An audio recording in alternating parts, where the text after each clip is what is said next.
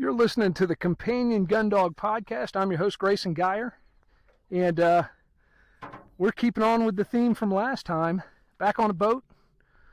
This time we're on the backwaters of a local reservoir, a big mud flat. We're lucky that it's just a couple of 100 yards from the house. I keep a permitted canoe out there on the bank, and it's a great place to sneak away.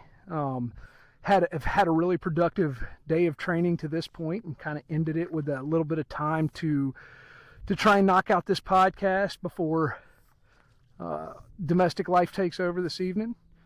But again, it's me and Althea. Pretty soon, I reckon we'll have some of the dogs in the class, the current class in here. Really excited. I got a great class going. So I've got my summer retrieve camp up and running. And been receiving dogs for the last week or so, and they're just fantastic. Like, really, really, everybody's already, comfortable here, not stressing, handling for me. Just nice, relaxed pace so far, getting them all going and getting them settled in. So I feel like we're off to a great start, and I'm really looking forward to seeing how this class shapes up, because I think it's, knock on wood, it just feels good with every single dog in the class. Got a couple of Boykins, got a couple of Althea puppies from her last litter. That was with Cecil, that repeat breeding, and that'll be her last ever. And then I got the house dog program going with 5 extremely nice dogs. So I'm super, super, super excited about this one. Today, I want to talk about chase. And so it's something, I guess probably, I don't know, maybe 10, 15 years ago, I was just doing my normal internet cruising for information on dog training. And it wasn't a new term to me, but I just remember seeing, I want to say it was Ross Calloway of Companion Gundogs, is a pointer breeder. Got a couple of nice setters, plays horseback games with pointing dogs. But it was just, running some video and talking about taking the chase out of one of his dogs. And I'd heard the term, but it kind of triggered something like what did he necessarily mean by that? And so, I guess since that time, it's been something I put some deeper thought into. About either taking the chase, what chase means to a pointing dog. And of course, it's, I talk about it in the context of pointing dogs a lot because I think it tends to come up there more often, but it's very pertinent to spaniels and retrievers as well. And that's because, chase is, I would say, would be relatively well agreed upon that chase is a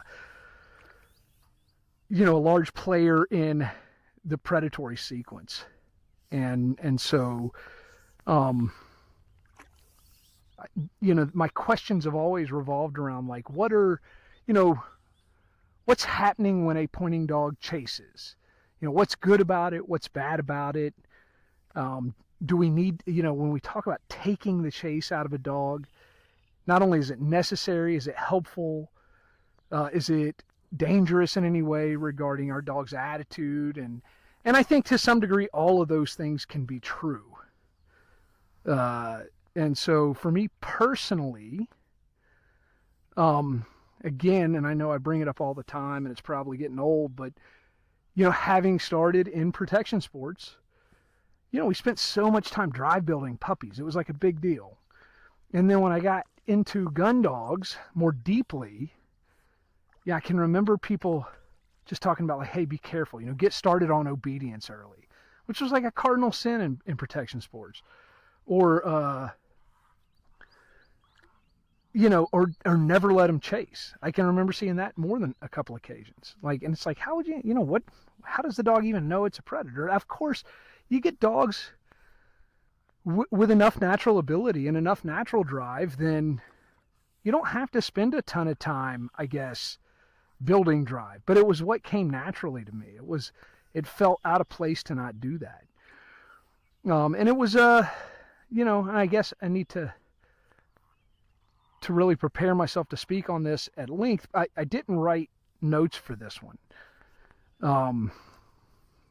And I'm really just kind of sneaking out when I had a window to do it. I put a lot of thought into it. I've recorded some voice notes, but of course I am recording on my phone as always, and this time didn't even write anything on paper, so it's a little tough. But I guess I need to be prepared to talk about why all my thoughts around Chase kind of helped me gravitate towards the Wes Gibbons system. And I remember, on the internet somewhere, and around that same time I was putting a lot of thought into it based on what Ross Calloway had said. I'm sure it was probably Mo, but saw some Wes Gibbons people talking about taking the chase as well. But they were a little more deliberate in the way they spoke of it. And that they wanted the dogs chasing. And I'm sure Ross did too. But, these were kind of the first bird dog guys I had ever seen acting like maybe there was some value. That's neat. Got a little wood duck hen trying to get us away from her clutch over there. Maybe seeing some value in having young dogs chase. And again, it was kind of natural to me. And the more I got into the West method, the more I kind of saw that they weren't stopping dogs in odor, but they were kind of maybe not encouraging dogs to run birds up or to chase after the flush, but just allowing whatever happened to happen. And then you would see them kind of stifle the chase, but in a pretty deliberate way with the check cord. And so I kind of played with that and modeled a lot of the stuff I did on it, and played with the check cord a lot, but also was not correcting dogs before the flush, but using it to kind of stifle the chase. And you would, not only were dogs beginning to stop and watch their birds away after the flush, but dogs that were creeping or that were lunging and running their birds up stopped doing that. And that, today, my entire template for training pointing dogs is really built around that belief.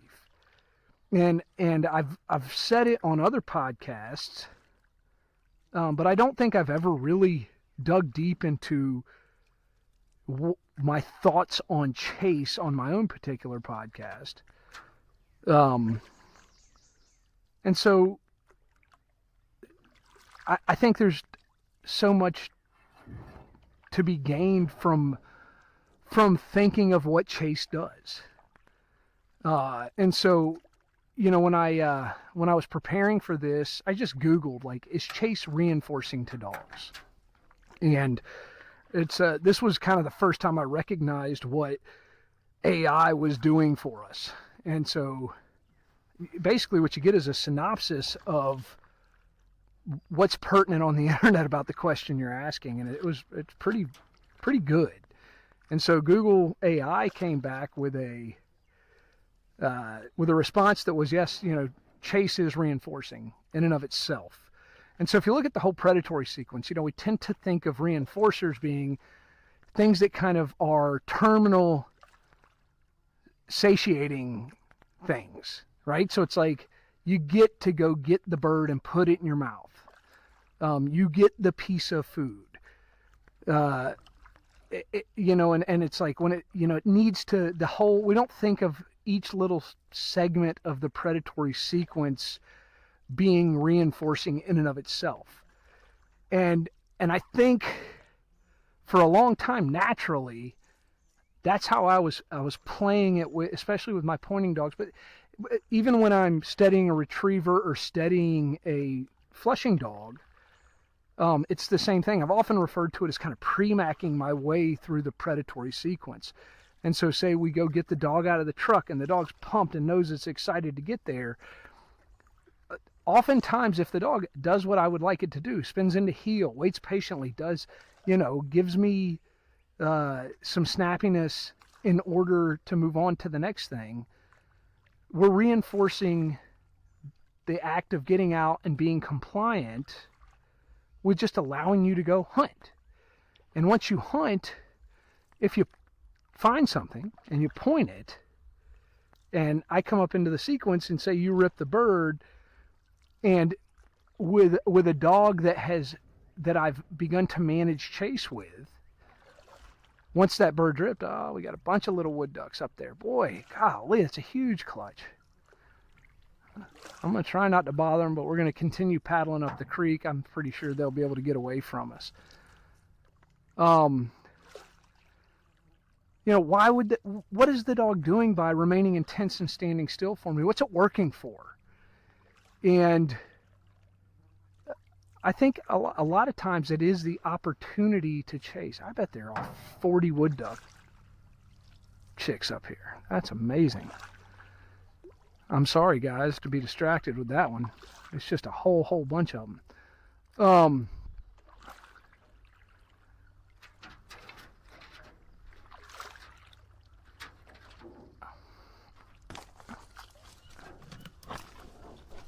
There go my sunglasses. I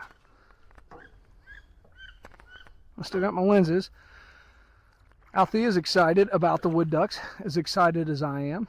Mama hen is up here patrolling. I'm going to just let her have a little time, let them move on down the creek, and we'll just slowly kind of paddle on. It's nice to see all that stuff. I guess I'll leave this in. So let me regain my train of thought. I'm glad you guys are out here joining me. Tell you what, let me get out of here. I don't want to disturb these ducks anymore. I've already made a mess of their day, but I'm glad you guys were here along with me for that. It was beautiful. I mean, literally, I'm pretty sure we just saw about 40 wood duck chicks. It must be 2 clutches, so there must be a pair of hens down here. I don't know, but it was a whole bunch of them. And we ran one off the nest just coming into the creek. So we got a lot of wood duck activity back here today. This is cool. Nice to have such, we're in a suburban-ish environment. What used to be pretty rural, and now it's become it's becoming a bedroom community for Winston-Salem. And so with all the suburban sprawl taking over, it's nice to know when you get into a swamp somewhere, things are still can still feel wild. But back to chase. So talking about what's reinforcing and what's not about it. Again, the whole journey was just finding value. Like, hey, okay, I recognize like the dog is really getting something out of chasing. Later on, I would learn, like from Michael Ellis, one thing he tends to do with dogs that maybe aren't demonstrating a level of food drive he would like, or maybe that even if they are and he just still wants to get more intensity out of it, he'll add an element of chase to his food play and to his marker work, right? And so that made a lot of sense to me. And so it's a guy that's actually using chase to increase the value of that kind of terminal reinforcer. The act of actually getting the food and putting it in your stomach. It's like it's much more valuable if you actually had to chase it first. And so again, we got hunting dogs. They hunt, traditionally called the chase. In French, it's still chasse, right? Chasse, or however they say it over there, but it's still chase. And so it's exciting. I mean, we do it, right? We go out and hunt. We don't need to anymore. We've kind of made it so we don't have, it's not a part of our subsistence the way it maybe once was ancestrally, but we still get some sort of pleasure out of it.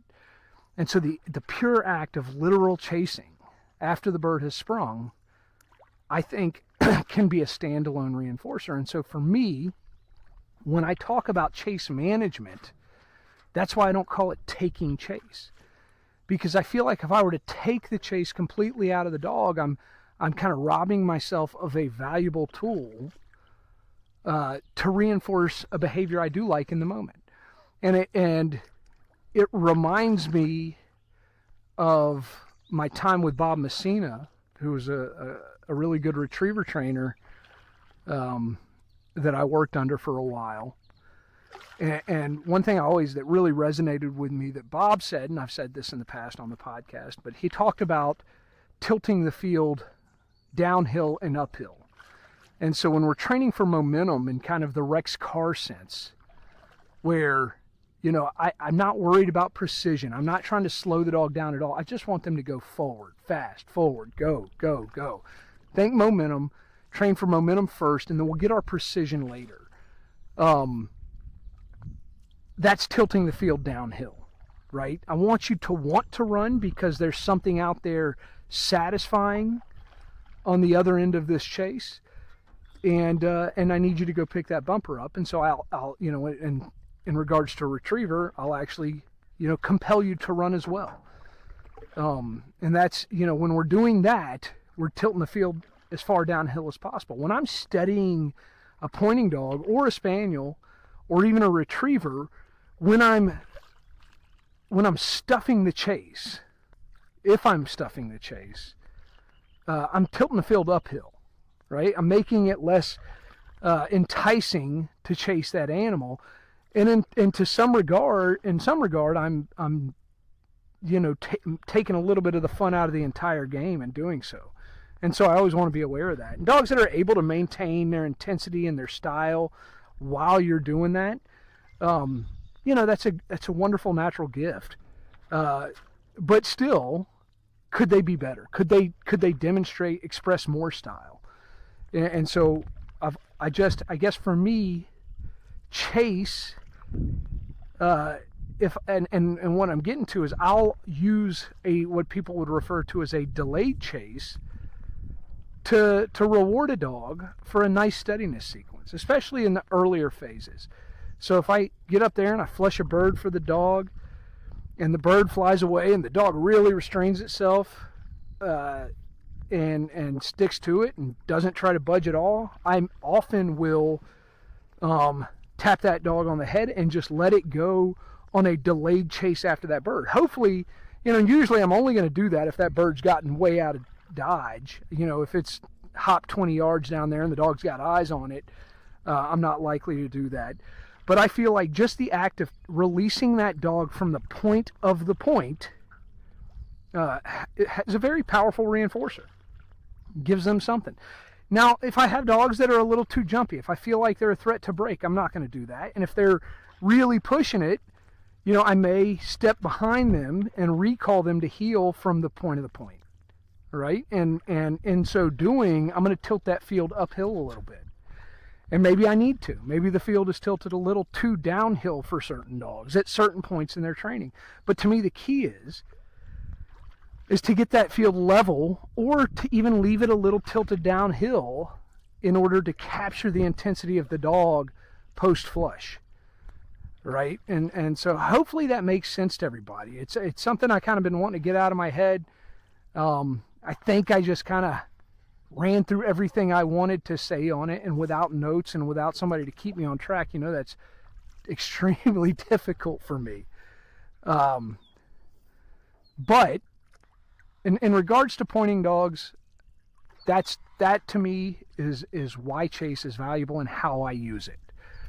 And so if we think of the predatory sequence and say it starts with hunt, just the act of hunting is something a dog has to want to hunt, right? We can't force it.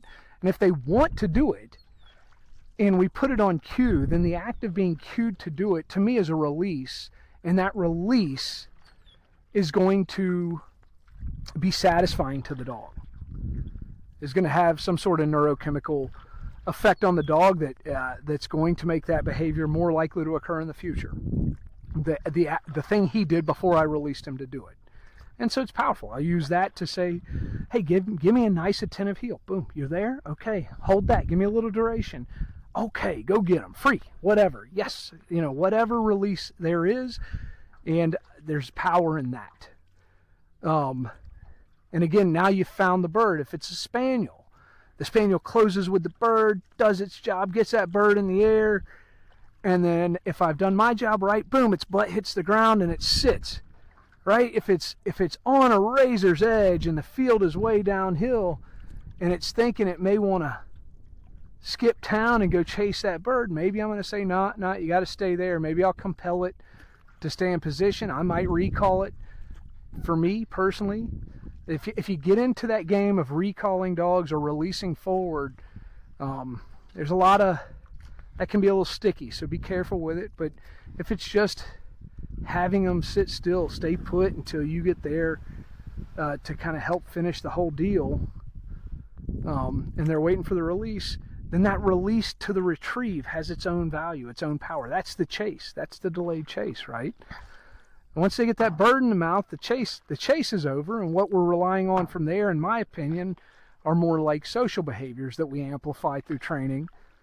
And that kind of brings me to my next point, which is I really enjoyed the blurbs I did last podcast. So I reached out to my friend Francis, Ben, and Emily, and I got them all to give me their thoughts on arousal versus drive.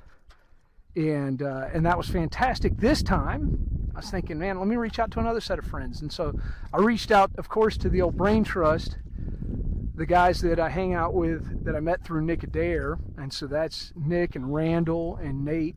That's Randall Lycan and Nate Zarnota. And if you guys pay attention to Nick's podcast, GDIY, then you probably heard what he labeled a trainer fight last year at a hunt camp we had in Michigan. And it was a lot of fun. And these guys, there's a lot of chemistry in that crowd. So we can sit down and kind of riff on all our thoughts on training or, whatever. But we are very comfortable with each other and very comfortable kind of challenging each other's thoughts. And of course, that's what happened. So when I text the group, hey, looking for your thoughts on Chase, of course, we had some contrarian opinions with one another. So instead of blurbs, what I got was this really nuanced, deep, geeky conversation about Chase and all the things that go along with it, and predation and drives. Words like fight drive or terms like fight drive and ball drive were getting tossed around. And so instead of including the blurbs from those guys on this one, we've decided to try and get together as soon as we can, which looks like probably August sometime, and explore the conversation we started on that text chain. And so just know, like, these are my thoughts, right? And not everybody's going to agree with them, and I don't need you to agree with them. It's okay. It's just what works for my brain, and it works for my way of training. But at the end of the day, I think the management of chase, particularly in bird dogs, is the most valuable thing I do. And when you look, and again, kind of I got away from it, but talking about the West method,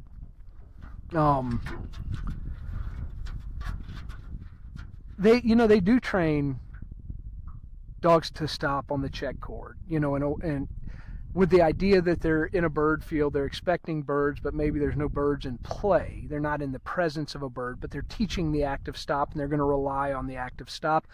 I would say personally, where I may diverge from that a little bit is I'm going to rely less on kind of teaching that hard stop, even though I think there's a lot of value in that. I don't think it's a bad idea to do that.